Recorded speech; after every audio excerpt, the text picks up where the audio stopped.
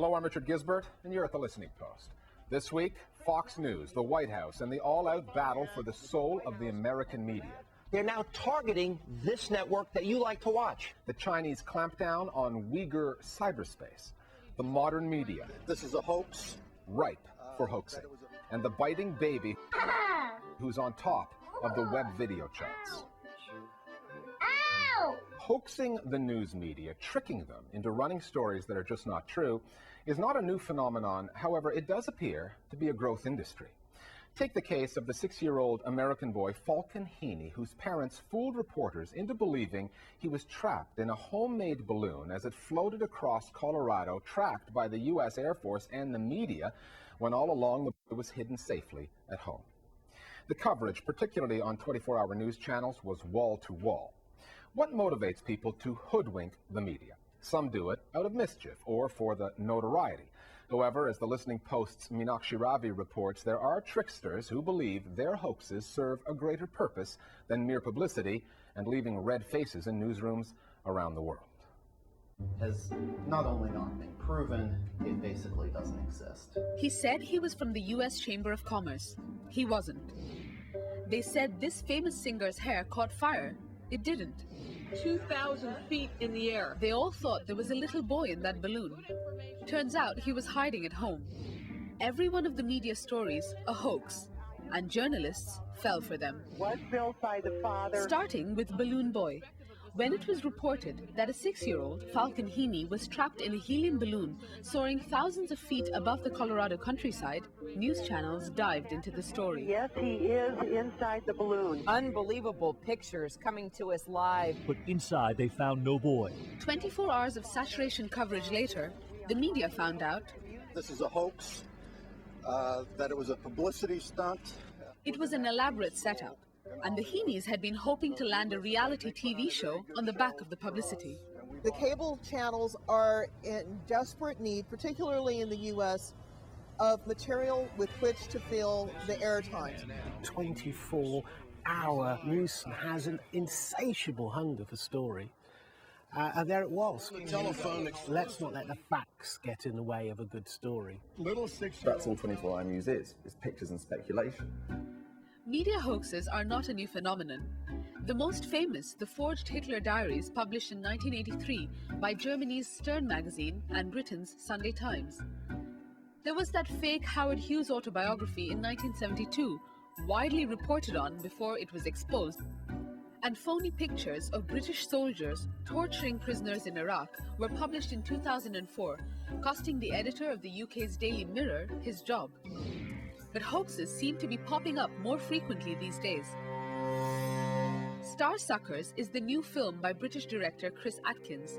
Most of you have been unwitting participants in our greatest illusions. His film puts forward some provocative ideas on the state of the media.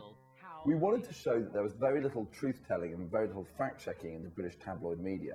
And we also wanted to show how this has spread to all other parts of modern news. Atkins and his team went about selling fake celebrity stories to British tabloids, which he said didn't prove difficult. Like the story about British musician Amy Winehouse. We made up a story that she'd had some friends over, but unfortunately they played so many guitars into the amplifier that the fuses broke and all the lights went out in the power cuts. Her and her friend went down, they tried to change the fuses, Amy got an electric shock and her hair set on fire. She has loads of books on quantum physics. They also said Sarah Harding of British pop group Girls Aloud had a keen interest in and vast collection of books on quantum physics.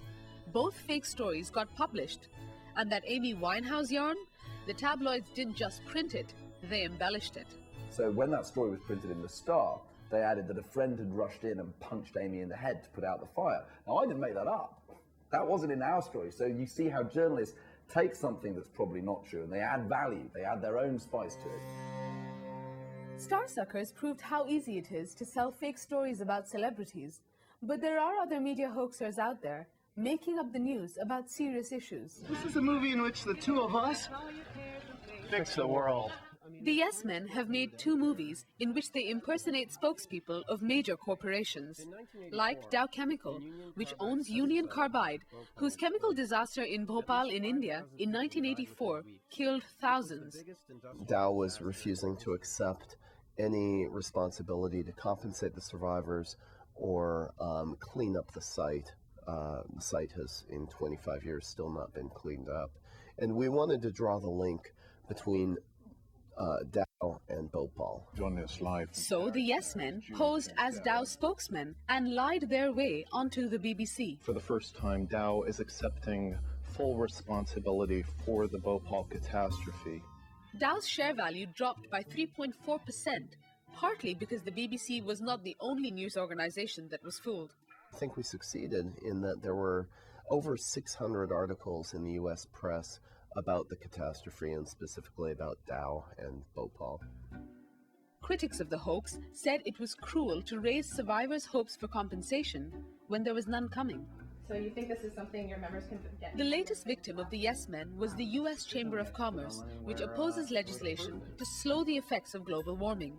When we posed as a Chamber of Commerce spokesperson and announced a change of heart around global warming, the Chamber of Commerce saying it will reverse its position on the climate change bill. Fox Business Network went with it, and so did CNBC and Reuters and some other news outlets. Reduce global carbon emissions and people automatically invest certain people with an undue amount of credibility and believability.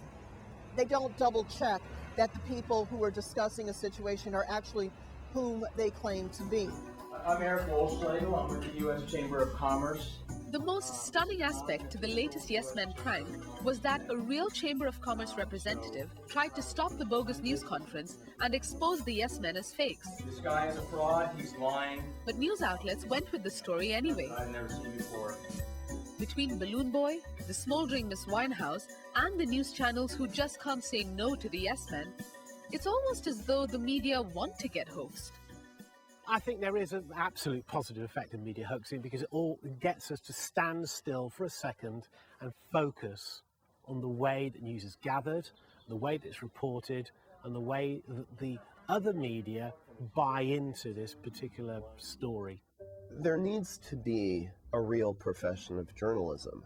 Journalists need to do research, and they need to be allowed to do research and given the time and funding necessary to do it. When we did our research, we found a media hoax that dates back to 1844.